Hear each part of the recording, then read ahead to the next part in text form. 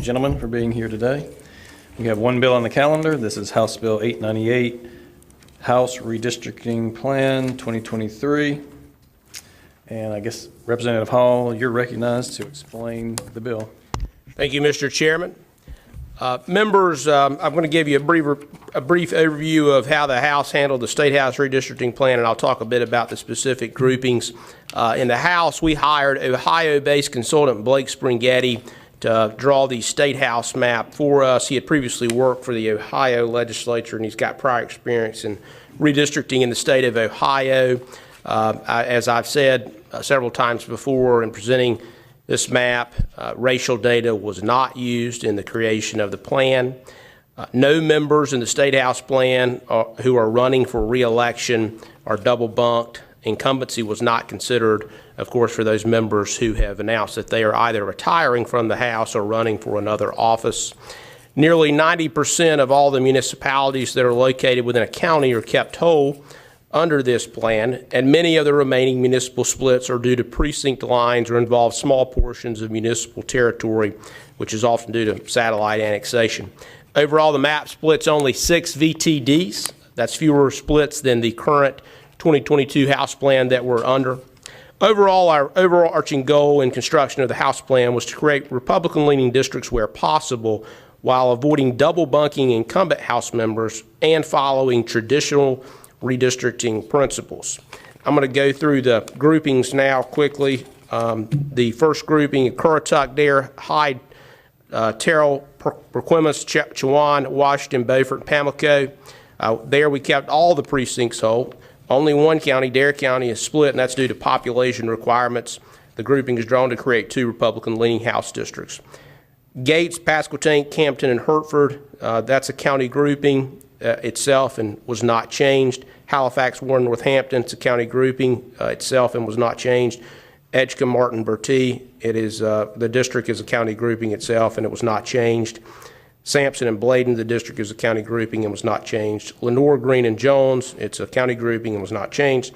The grouping of Pitt, it splits no precincts and it keeps the campus of East Carolina whole. The district's drawn to create a Republican-leaning House district in a southern or eastern part of Pitt County and 1 Democratic-leaning-based district in the northern and western part of Pitt County. Craven and Carteret, the grouping is drawn to create 2 Republican-leaning House districts. There's only 1 split precinct in this grouping, which is mathematically required and therefore unavoidable, and that's in Havelock. The grouping of Onslow and Pender, the grouping splits no precincts, is compact and is drawn to create 3 Republican-leaning House districts. Brunswick and New Hanover, the grouping splits only 1 precinct in Brunswick County. It draws 1 Wilmington-based district and 3 Republican-leaning districts, two of which are based in Brunswick County and 1 of which is based in northern New Hanover County. Columbus and Robeson, the grouping draws 1 Robeson County district and 1 Columbus County-based district. That includes some of northern and eastern Robeson County. It splits no precincts. Scotland and Hoke, it's a county grouping and was not changed. Duplin and Wayne, the grouping splits only 1 precinct and is reasonably visually compact. The grouping is drawn to create 2 Republican-leaning House districts. District 10 is northern Wayne County, extends southward. District 4 is Duplin County, extends upward into central Wayne. Wilson and Nash. Wilson County and Nash County are both almost exactly the right size for a district in terms of equal population requirements, but not quite. As such, 1 precinct from eastern Nash County balances the population for both. No precincts are split. In Cumberland, no precincts are split in the grouping. It's drawn to create 3 Democratic-leaning House districts, and the grouping is drawn to create 1 more rural Republican-leaning House district based in eastern Cumberland County. Harnett and Johnston, the draw was 4 Republican-leaning House districts with no split precincts. Franklin, Granville, and Vance, no split precincts. Grouping splits neither home county of either of the incumbent members. The grouping is drawn to create 1 Republican-leaning district based in Franklin County, as well as 1 more competitive district based in Granville County. Wake County, in that grouping, we've created 2 Republican-leaning districts, 1 in the southern end of Wake County and 1 in the northern part of Wake County. There's only 1 split precinct in the county, and no incumbents are double bunked.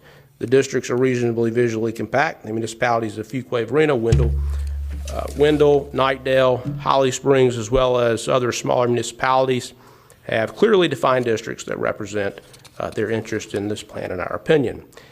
Durham in person, it's unchanged from the 2022 plan in accordance with member feedback from those districts.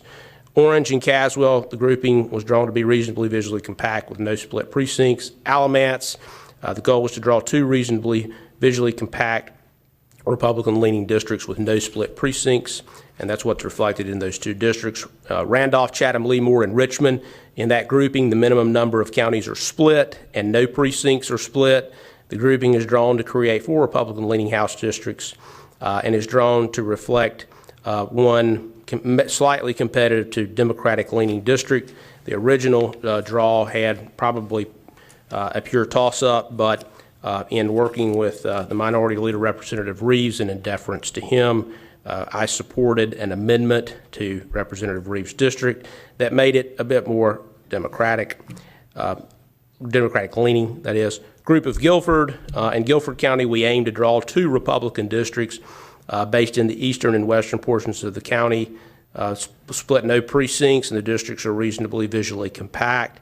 In Rockingham, the district is a county grouping and was not changed. Forsyth and Stokes, it's drawn to create 3 Republican-leaning House districts with no split precincts and no members double bunked. Davidson, grouping was drawn to reflect 2 reasonably visually compact Republican districts. Yadkin, Davie, Rowan, and Cabarrus, the grouping splits only 1 precinct, which is in the Mount Pleasant area.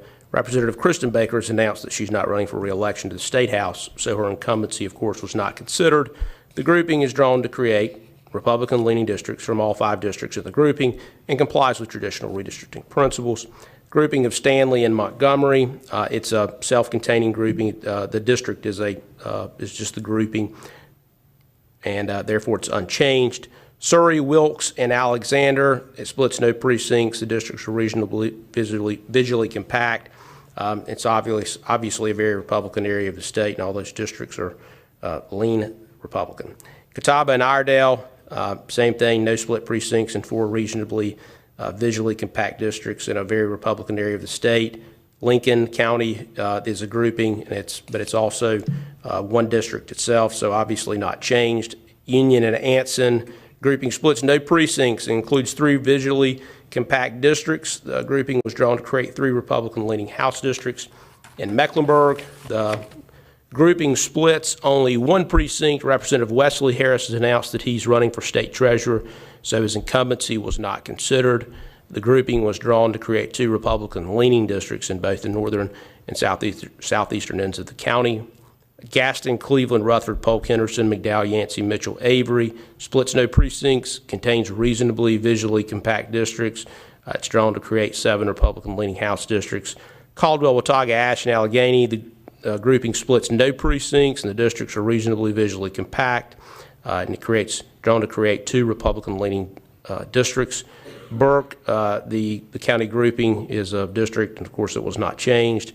Buncombe, the grouping splits no precincts and is drawn to create 1 Democratic-leaning House district based in Asheville, 1 Democratic-leaning House district based in the southern and eastern parts of Buncombe, and 1 Republican-leaning district based in the northern and western parts of the county. 3 districts are reasonably visually compact. The district in Buncombe was amended in the House to keep Warren Wilson College whole in one of those districts, and that amendment passed. Haywood and Madison, that's the county. The district is a county grouping, was not changed. Swain, Jackson, Transylvania, the district is a county grouping and was not changed. Grouping of Macon, Clay, Cherokee, and Graham, the district is a county grouping and was not changed. And with that, Mr. Chairman, we've spoken to all the groupings. Glad to stand for questions.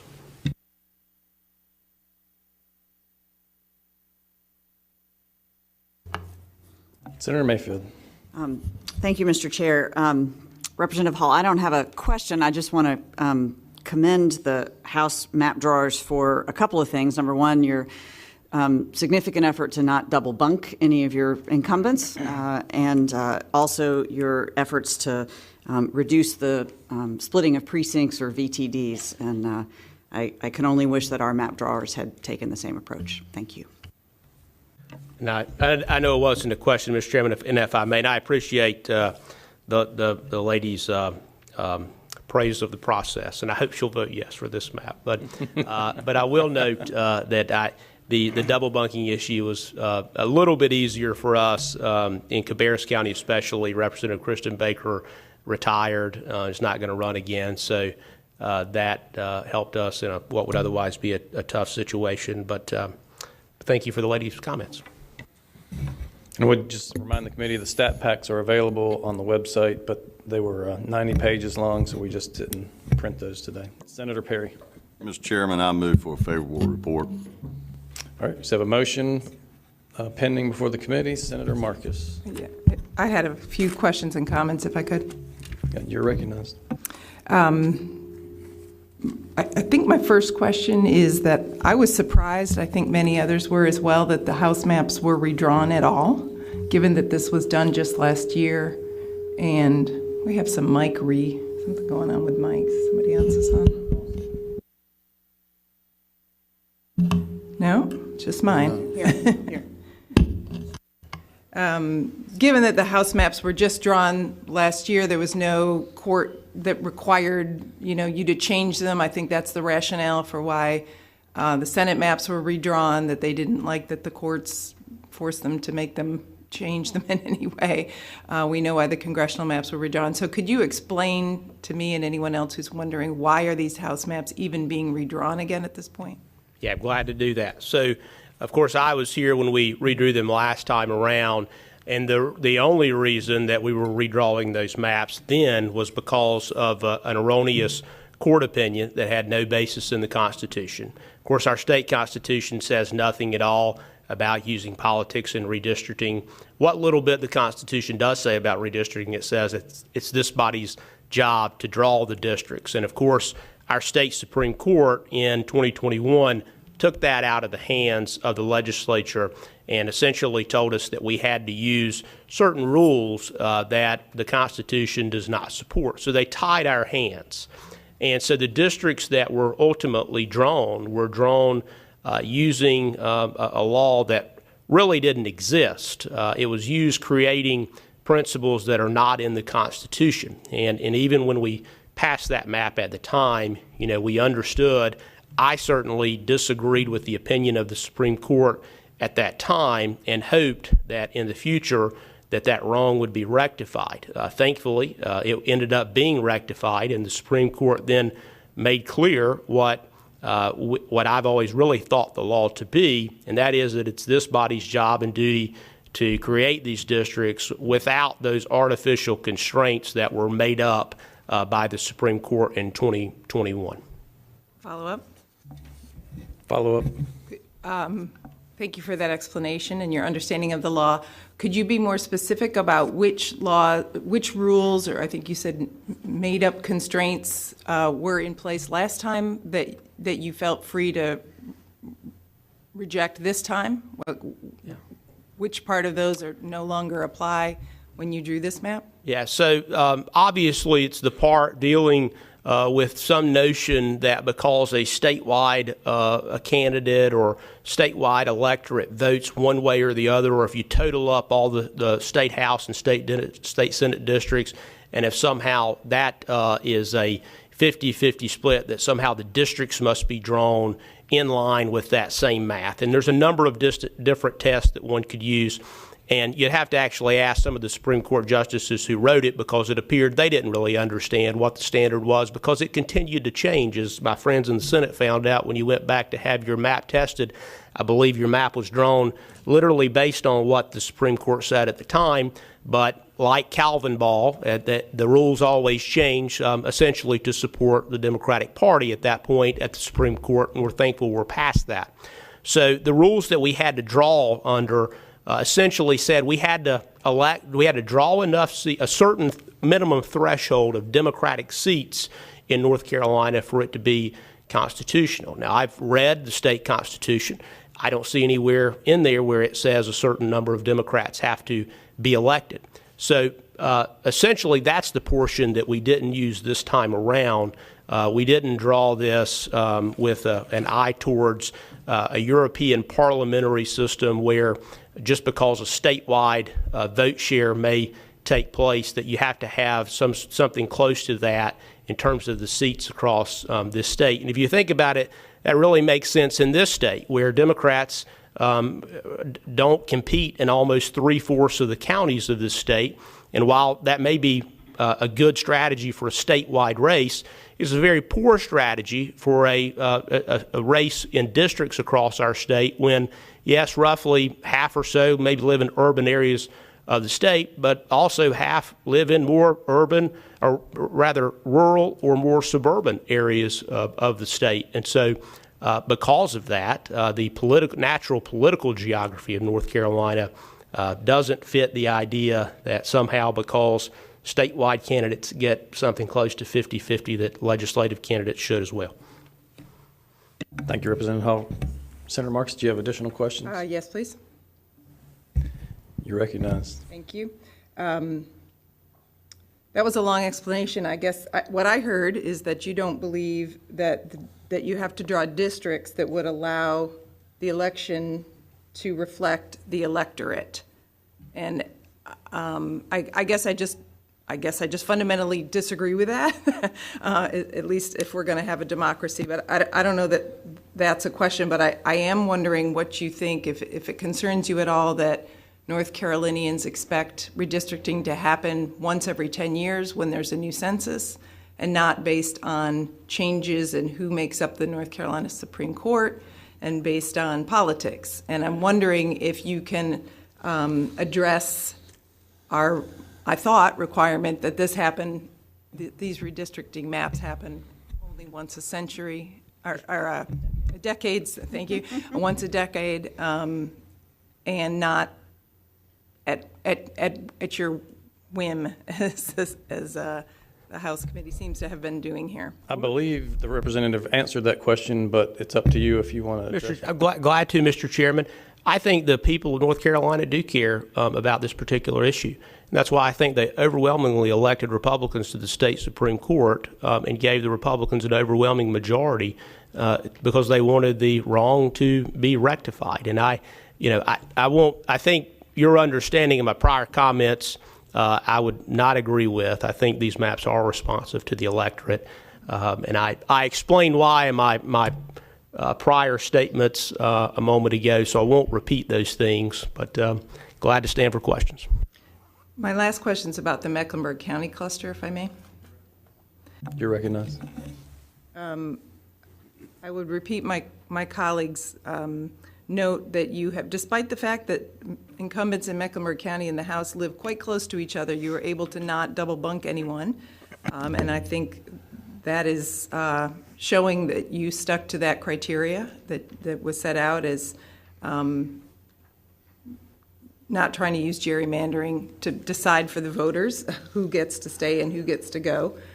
So good job on that. I am interested in this House District 105, which seems to be very similar in shape to what was Senate District 42 on the new map that the Senate passed yesterday. And I'm wondering if you're willing to explain to us why that Senate District 42 is shaped in that sort of odd way, crossing Providence Road and going up to grab a couple of country clubs up there at the tip. Are you willing to explain why it looks like that? Is the lady asking me about the Senate district or the House district? The House District. That looks like the Senate District 42, but yeah, your House District 105. Okay. Sure. Representative Hall. Thank you, Mr. Chairman. So, and I don't have a paper copy. I'm looking at it here on the computer screen. So the first thing I would say as to the double bunking, the job of the House map makers was a bit easier than my colleagues in the Senate because in Mecklenburg, we have a retirement as well in northern Mecklenburg. Thank you.